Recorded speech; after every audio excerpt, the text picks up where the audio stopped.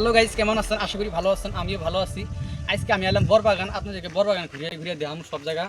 Main কথা হলো কি, বহুত মানুষের বরবাগানটা চিনায় কিন্তু আইবার কোনো চান্স পায় না। তার মানে বহুত দূর হয়, কারো কারো বহুত ভূগোল জায়গার হয়, তারা আহি ডেলি ডেলি, আমরা এসে আজকে আমরা তো ডেলি ডেলি আহি, কিন্তু বরবাগান জায়গাটা বহুত চিনে কিন্তু আইবার পায় না। হ্যাঁ, মেন কথা হলো কি, আপনাদেরকে বরবাগানটা আমি ঘুরিয়ে ঘুরিয়ে দেখাম। দেখেন, এটা হলো বরবাগান। দেখেন, আরও আরও আপনাদেরকে দেখাবো।